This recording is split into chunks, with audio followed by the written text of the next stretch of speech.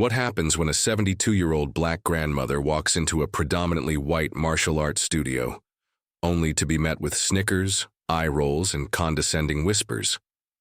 What happens when instructors and students alike assume she's lost, confused, or simply too old and fragile to belong in their elite training space? They had no idea they were looking at Master Dorothy Richardson, a woman who had spent over 5 decades perfecting her craft, breaking barriers, and quietly revolutionizing the martial arts world at a time when people like her weren't welcome in most dojos. This is the story of a moment that lasted mere minutes but revealed decades of prejudice, assumption, and discrimination. It's a story about the intersection of racism and ageism, about how society discards the wisdom and strength of those it deems unworthy. But most importantly, it's a story about what happens when quiet dignity meets ignorant arrogance, and how one woman's response to humiliation became a catalyst for change that transformed an entire martial arts community. Master Richardson's experience reflects the struggles faced by countless black martial artists throughout history. As documented by martial arts historians, black pioneers like Ronald Duncan, Moses Powell, and countless others faced systematic exclusion from tournaments, publications, and recognition for decades. They built their own schools, created their own opportunities, and earned respect through undeniable skill, often while being denied the acknowledgement they deserved. What happened that Tuesday evening in October 2019 at Elite Martial Arts Academy in suburban Atlanta would expose not just individual prejudice, but institutional patterns of discrimination that had been festering beneath the surface of the martial arts community for generations. It would force a reckoning with uncomfortable truths about who gets respect, who gets recognition, and what happens when assumptions about age, race, and capability collide with reality. Dorothy Mae Richardson was born in 1947 in rural Mississippi, during an era when Jim Crow laws dictated every aspect of black life. Her childhood was shaped by the contradictions of a society that preached democracy while practicing segregation, that celebrated strength while systematically weakening entire communities through discrimination and violence. Dot's introduction to martial arts came through necessity rather than choice. In 1963, at age 16, she witnessed her older brother being brutally beaten by 3 white men outside a Jackson, Mississippi grocery store. The attackers faced no consequences. The local sheriff dismissed the incident as boys being boys. But the trauma ignited something fierce within young Dorothy. "I decided that day that I would never be helpless again," she would later recall, "and I would make sure other people in my community weren't helpless either." Finding martial arts training in 1960s Mississippi as a black teenage girl required creativity and determination. Traditional karate schools were either non-existent or off-limits to black students. But Dorothy discovered that Mr. James Washington, a Korean War veteran who had learned Taekwondo during his military service, was quietly teaching a small group of young black men in the back room of his barbershop. Washington initially refused to train Dorothy. "This isn't for girls," he told her bluntly, "especially not girls with so much anger." "Then teach me how to use my anger," Dorothy replied, "because it's not going away." Her persistence paid off. Washington began training her in secret, understanding that a young black woman learning martial arts in 1960s Mississippi could face serious consequences if the wrong people found out. Dorothy trained before dawn and after dark, learning not just physical techniques, but the philosophical foundations of martial arts: discipline, respect, humility, and the responsibility that comes with power. The racial climate of Dorothy's formative years was one of violent resistance to civil rights progress. The murder of Medgar Evers, the bombing of the 16th Street Baptist Church, and countless other acts of terror created an atmosphere where black communities had to rely on themselves for protection. Martial arts became not just personal empowerment for Dorothy, but community defense preparation. By 1968, Dorothy had earned her black belt and was secretly teaching other young women in her community. Her small group met in church basements and community centers, always mindful that their activities could be seen as threatening by white authorities who preferred black people to remain defenseless. When she moved to Atlanta in 1970 to attend college, Dorothy found a slightly more open martial arts community, but discrimination remained pervasive. The few integrated schools often relegated black students to separate classes or treated them as novelties rather than serious practitioners. Dorothy opened her own small studio in 1975, becoming one of the first black women to operate an independent martial arts school in the Southeast. For the next 4 decades, Master Richardson built a martial arts empire that operated largely under the radar of mainstream recognition. Her students won national tournaments, her teaching methods were studied by universities, and her community programs helped hundreds of at-risk youth find discipline and purpose. Yet she remained absent from martial arts magazines, excluded from major tournaments organizing committees, and overlooked by the predominantly white institutions that controlled the sports narrative. The discrimination Dorothy faced was both overt and subtle. Tournament organizers would forget to send her entry forms. Martial arts publications would cover her students' achievements without mentioning her as their instructor. Equipment suppliers would quote her higher prices or claim they were out of stock on items readily available to white school owners. "They couldn't deny our skill," Dorothy explained in a 2018 interview. "So they denied our existence instead."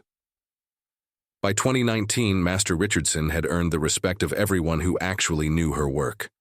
She held an 8th-degree black belt, had trained 3 Olympic competitors, and operated 4 successful schools throughout the Atlanta metropolitan area. Her grandmotherly appearance, silver hair often pulled back in a neat bun, reading glasses perched on her nose, a preference for cardigans over traditional martial arts uniforms, masked decades of dedication to her craft and community. But to strangers, especially those who had never encountered a black woman martial arts master, Dorothy Richardson looked like exactly what society taught them to expect from a 72-year-old black grandmother: harmless, out of place, and easily dismissed. That assumption was about to cost them dearly. The evening of October 15, 2019 began, innocuously enough. Master Dorothy Richardson had driven to Elite Martial Arts Academy in Buckhead, Atlanta's affluent, predominantly white northern suburb, to observe a seminar on modern tournament scoring techniques. Her granddaughter Kira, a rising junior competitor, had specifically requested that Dorothy attend to help her understand some of the newer point-scoring nuances that were affecting her tournament performance.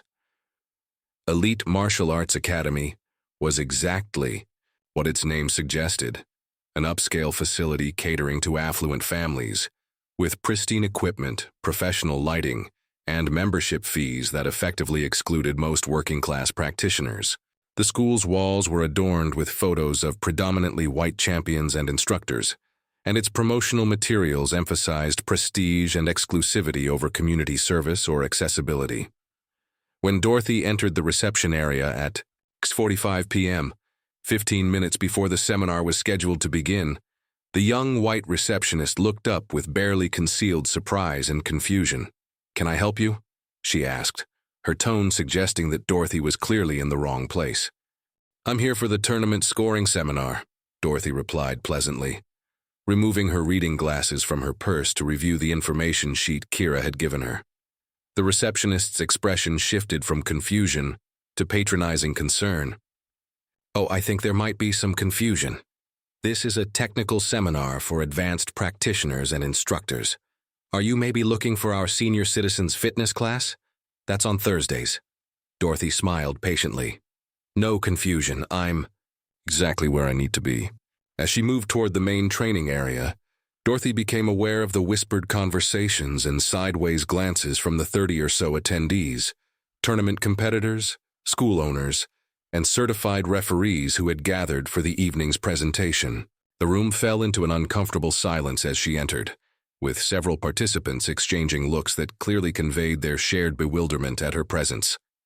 The seminar instructor, a 45-year-old man named Brad Peterson, who held a 5th-degree black belt and managed one of the state's largest tournament circuits, paused his equipment setup to address what he apparently viewed as a disruption. "Excuse me, ma'am," Peterson said, his voice carrying the forced politeness of someone accustomed to being obeyed without question. "I think you might be in the wrong room.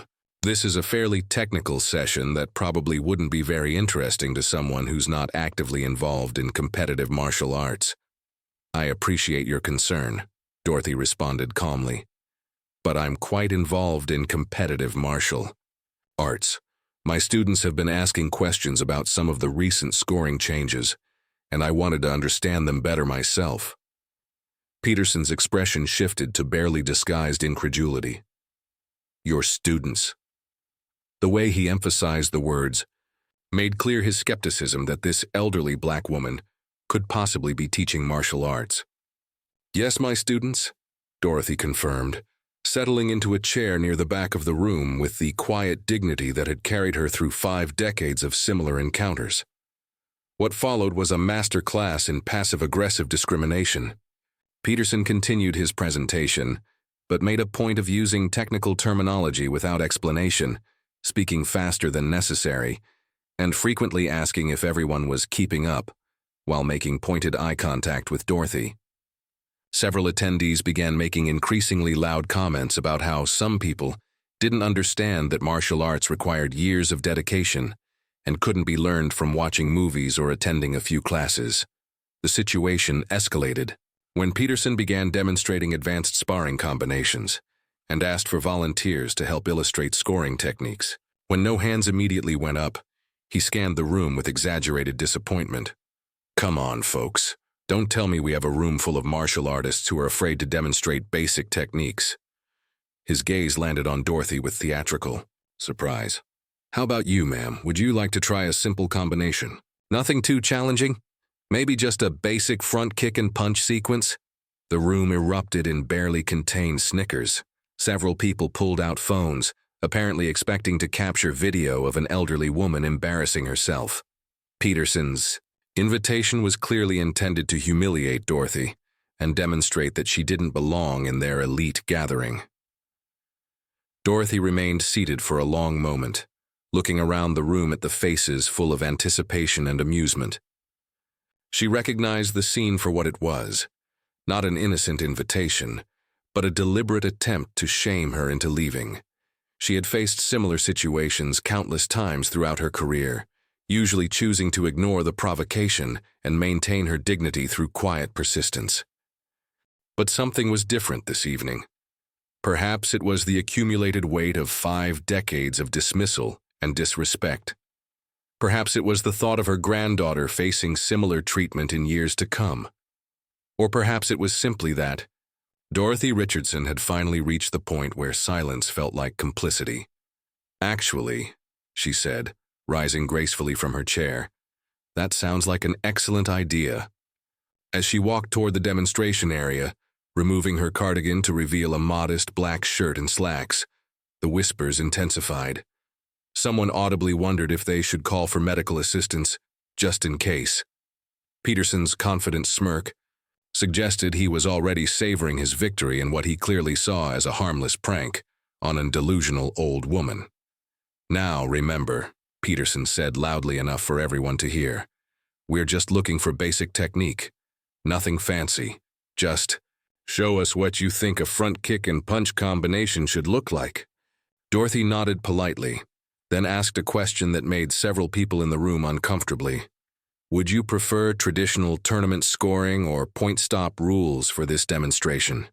The question was so technically sophisticated that Peterson paused, clearly caught off guard. Traditional tournament scoring involved continuous action with points awarded for clean techniques, while point-stop rules required fighters to halt after each scoring technique. The distinction was something only serious competitors and experienced instructors would understand. Let's just go with point stop," Peterson replied, his confidence wavering slightly. "And what level of contact are we comfortable with?" Dorothy continued, beginning to stretch with movements that suggested decades of training. "Light contact, moderate, or full tournament level?" The room had gone completely silent. Dorothy's questions revealed a depth of knowledge that contradicted everything the attendees had assumed about her. Peterson, now visibly flustered, managed to stammer, "Light contact should be fine." What happened next would be replayed thousands of times on social media and become a defining moment in discussions about prejudice, assumptions, and the cost of underestimating people based on their appearance. Dorothy Richardson bowed respectfully to Peterson, then exploded into motion with the lightning-fast precision of a master martial artist who had spent 56 years perfecting her craft.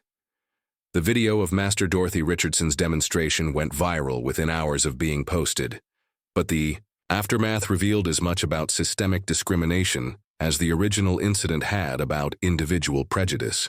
While millions of viewers celebrated Dorothy's skill and grace under pressure, the martial arts establishment's response exposed decades of institutional bias that had kept practitioners like her marginalized and invisible. In the immediate aftermath of what became known as the Buckhead moment, Elite Martial Arts Academy faced a public relations nightmare. The footage clearly showed their instructor attempting to humiliate an elderly black woman, only to be thoroughly outclassed by her superior technique and knowledge. But rather than acknowledging the discrimination or apologizing for their behavior, the Academy's leadership initially doubled down on their position. Ms. Richardson certainly demonstrated some basic techniques, Academy owner Richard Caldwell told a local news station 3 days after the incident. But what people don't understand is that martial arts is about more than just physical movement. It's about understanding the culture, the traditions, and the proper way of doing things. The implication was clear. Regardless of her skill, Dorothy didn't belong in their proper martial arts community. This response reflected what researchers had documented about discrimination in martial arts. When black practitioners couldn't be dismissed for lack of ability, they were dismissed for not fitting cultural expectations or traditional standards. Dorothy's own response was measured but pointed. "I've been hearing about proper tradition and the right way for 50 years, she said during an interview with Atlanta's WSB-TV. "Usually from people who learned martial arts, from people who learned it from people who learned it from people who looked like me. But somehow, when it comes time to give credit or recognition, those traditions forget where they came from." The media attention brought both support and backlash. Dorothy received thousands of messages from martial artists around the world sharing their own stories of discrimination and exclusion. Black belt Ron Van Cleef, one of the legendary pioneers Dorothy had long admired, publicly praised her demonstration and spoke about the invisible barriers that had kept talented black martial artists from receiving recognition throughout the sport's American history. But the attention also triggered a coordinated campaign to diminish Dorothy's achievements and credibility. Anonymous social media accounts began questioning her credentials, claiming her belt was honorary or that her techniques were outdated. Several martial arts forums debated whether her age made her demonstration unsporting or if the viral video unfairly represented what had been a friendly exchange. The most painful attacks came from within the martial arts community itself. The Georgia Martial Arts Council, which oversaw tournament regulations and instructor certification in the state, announced a comprehensive review of credentialing, standards that many interpreted as targeting Dorothy and other independent school operators who had built their reputations outside traditional organizational structures. "They can't attack my skill directly," Dorothy told her oldest student, Sensei Marcus Williams, during a tense meeting at her East Atlanta school 2 weeks after the incident. "So they're going to attack my legitimacy instead. Same playbook they've been using for decades." The credentialing review was particularly insidious because it threatened not just Dorothy's reputation, but her livelihood and the livelihoods of dozens of instructors who worked with her. If the council decided to impose new requirements that favored practitioners from established, predominantly white organizations, Dorothy's schools could lose their tournament eligibility and insurance coverage. The financial pressure was real and immediate. Several corporate sponsors who had supported Dorothy's youth programs suddenly found reasons to redirect their funding. 2 landlords whose properties housed her satellite schools began raising questions about insurance and liability. Parents who had enrolled their children in Dorothy's programs faced social pressure from other parents, questioning whether their kids were receiving legitimate training. The hardest part wasn't the attacks on me, Dorothy reflected years later. It was watching my students and instructors question whether everything we'd built together was somehow less valuable because we'd built it ourselves, without permission, from people who never wanted us to succeed in the first place. The psychological toll was significant, not just for Dorothy, but for the broader community of Black martial artists who had spent careers navigating similar discrimination. Dr. Moses Powell's legacy organization issued a statement supporting Dorothy and condemning what they called coordinated efforts to delegitimize accomplished practitioners based on racial and cultural bias. The statement noted that Black martial artists had been facing such challenges since the 1960s, when pioneers, like Powell himself, were excluded from major tournaments and publications. Dorothy's response to the pressure was characteristic of the quiet strength that had sustained her through decades of discrimination. Rather than becoming defensive or withdrawing from public view, she doubled down on her commitment to transparency and education. She opened her schools to documentary filmmakers, invited journalists to observe her classes, and began posting instructional videos that demonstrated both her technical expertise and her teaching philosophy. "They want to make this about credentials and legitimacy," she told a packed community meeting at her main school in November 2019. "Fine, let's talk about credentials. Let's talk about the hundreds of students I've trained over 5 decades. Let's talk about the tournament champions, the college scholarship recipients, the young people who found direction and purpose through martial arts. Let's talk about the real legacy of what we do here." The community response was overwhelming. Former students who had moved across the country began returning to Atlanta to publicly support Dorothy. Parents organized letter-writing campaigns to sponsors and local officials. The viral video had introduced Dorothy to millions of new supporters, but the sustained campaign to support her revealed the depth of respect she had earned within her own community over decades of service. Perhaps most importantly, Dorothy used the moment to address broader issues of discrimination that extended far beyond her personal experience. She began speaking at colleges and community organizations about the intersection of racism and ageism, the ways that assumptions about age and capability rob society of wisdom and experience, and the particular challenges faced by women of color in traditionally male-dominated spaces. "This isn't really about martial arts," she would tell audiences. "It's about who gets to have their knowledge respected, who gets to have their contributions valued, and what happens when we let prejudice blind us to the people who have been creating and innovating right in front of us all along." The turning point came on December 7, 2019, during what was supposed to be Dorothy's credentialing hearing before the Georgia Martial Arts Council.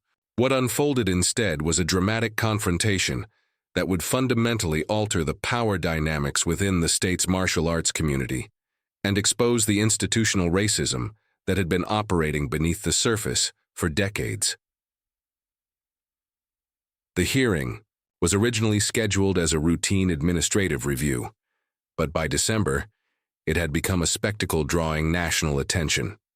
The council had spent weeks preparing what they clearly intended to be a formal censure of Dorothy's credentials and practices. They had assembled a panel of 5 senior masters, all white men over 50, and prepared a presentation questioning everything from Dorothy's early training to her current teaching methods. The council chamber was packed beyond capacity with Dorothy's supporters, local media, and martial arts practitioners who had traveled from across the Southeast to witness what many understood would be a defining moment for the sport's future.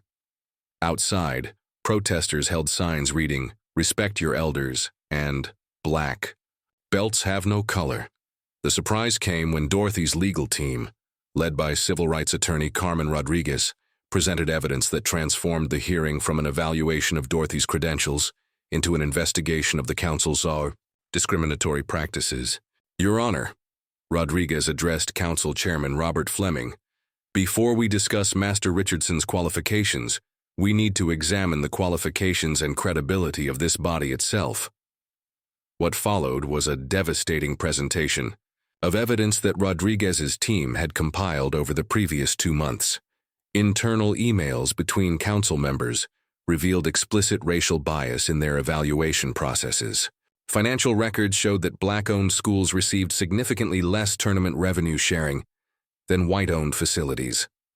Promotional materials from council-sanctioned events featured almost exclusively white champions and instructors, despite the state's diverse martial arts community.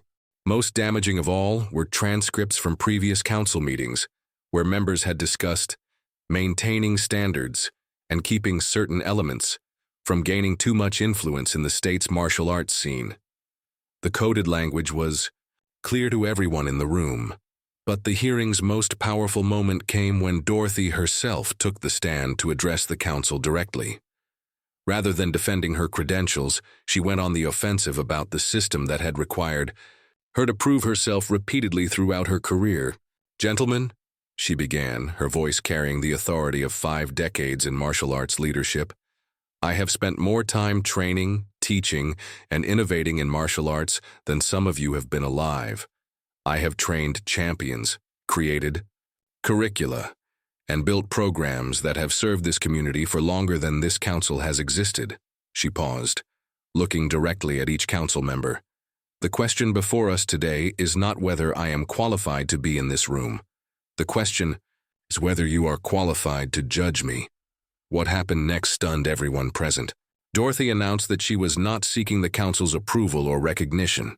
She was withdrawing her schools from all council-sanctioned activities and forming a new, independent organization dedicated to inclusive, merit-based martial arts development. "For too long," she continued, "talented practitioners and dedicated teachers have been excluded from opportunities because they didn't fit someone else's idea of what a martial artist should look like. That ends today." The bombshell was that Dorothy hadn't come to the hearing alone. Representatives from 18 other martial arts schools, including several white-owned academies, announced they were joining her new organization, the Southern Martial Arts Alliance. The mass exodus represented nearly 30% of the council's membership, and included some of the state's most respected instructors. The defection was led by Master James Chen, a 6th-degree black belt whose family had operated martial arts schools in Georgia for 3 generations. "The council has lost its moral authority to govern our community," Chen said. "Master Richardson represents the values and integrity that martial arts should stand for. We're proud to follow her leadership." The hearing devolved into chaos as council members realized they were watching their organization implode in real time. Chairman Fleming attempted to maintain order, but the damage was irreversible. Live streams of the hearing went viral on social media, with "Honor and Respect Master Richardson" trending nationwide. By evening, the story had been picked up by major news networks and sports media outlets. ESPN's coverage highlighted how Dorothy's case reflected broader issues of diversity and inclusion in competitive sports. The Washington Post's editorial board called the hearing a masterclass in how institutional racism operates and how it can be challenged. Within 48 hours, 3 major martial arts equipment companies announced they were withdrawing sponsorship from council-sanctioned events and redirecting their support to the Southern Martial Arts Alliance. The financial implications were staggering. The council faced bankruptcy if they couldn't resolve the crisis. But perhaps most importantly, Dorothy's bold move had inspired similar actions across the country. Black martial artists in California, Texas, New York, and Florida began organizing their own challenges to discriminatory practices within their state organizations. The Richardson effect was creating a national reckoning with issues that had been suppressed for decades.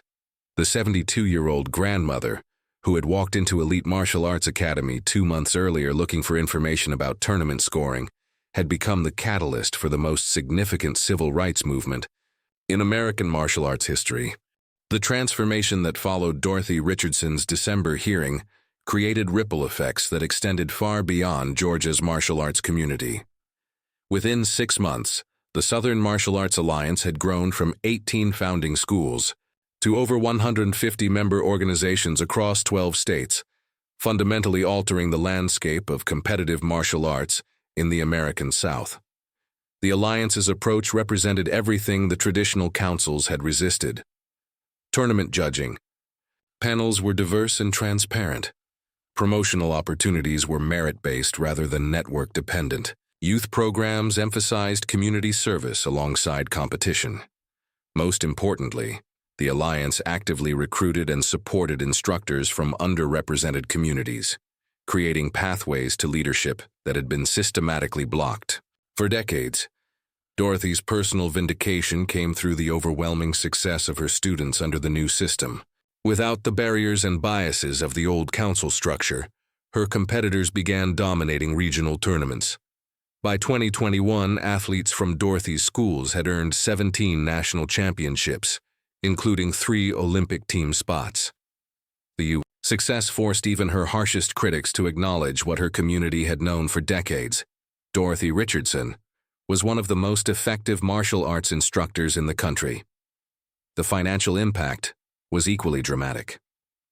The Southern Martial Arts Alliance's inclusive approach attracted major corporate sponsors who wanted to align with progressive values. Nike, Under Armour, and Toyota all signed multi-year sponsorship deals that provided funding levels the old councils had never achieved. The Alliance used this funding to establish scholarship programs, equipment grants, and facility improvements that benefited practitioners across economic levels. Elite Martial Arts Academy, where the original incident occurred, faced a reckoning of its own. Enrollment plummeted as parents moved their children to Alliance-affiliated schools. Instructor Brad Peterson, whose attempt to humiliate Dorothy had triggered the crisis, was quietly dismissed and struggled to find employment within the martial arts community. The academy eventually closed in 2022. Its Buckhead location transformed into a yoga studio. Meanwhile, Dorothy's schools thrived. Her East Atlanta facility expanded into a 20,000-square-foot complex that included training areas, a community center, and a martial arts history museum dedicated to Black pioneers in the sport.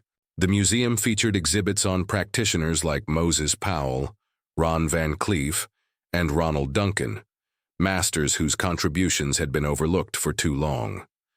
The broader cultural impact of Dorothy's story extended into academic and policy circles. The University of Georgia established the Richardson Fellowship for Martial Arts Research, focusing on diversity and inclusion in competitive sports. Several states updated their athletic commission guidelines to prevent the discriminatory practices that had been standard in martial arts governance.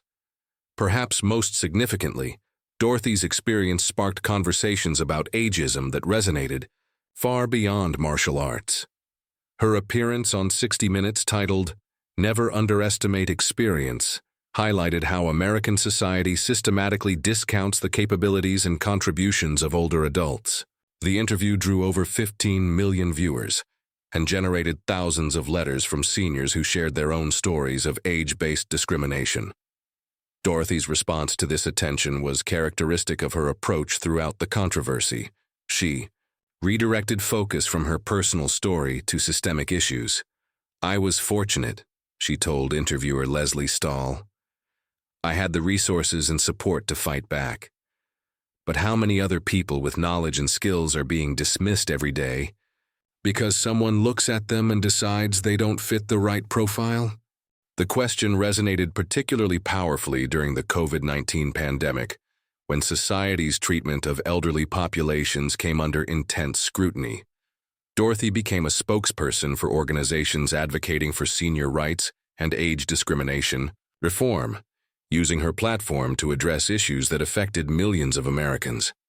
By 2023, the Southern Martial Arts Alliance had become a model for inclusive sports governance, with delegations from other countries visiting to study their approaches. Dorothy, now 76, continued teaching and traveling as an ambassador for martial arts, excellence, and social justice.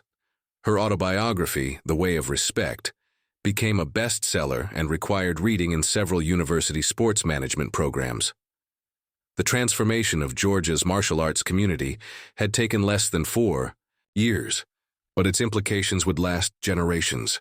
Young practitioners now grew up in an environment where diversity was celebrated rather than tolerated, where experience was respected regardless of packaging, and where the door was open to anyone willing to dedicate themselves to the discipline and philosophy of martial arts. Most importantly, Dorothy's legacy ensured that no one would ever again walk into a martial arts school and face the assumptions and discrimination that had defined her own early experience. The way of respect, as she called it, had finally become the way of the art itself. Master Dorothy Richardson's story illuminates a profound truth about prejudice in America. Our assumptions about who belongs, who has knowledge, and who deserves.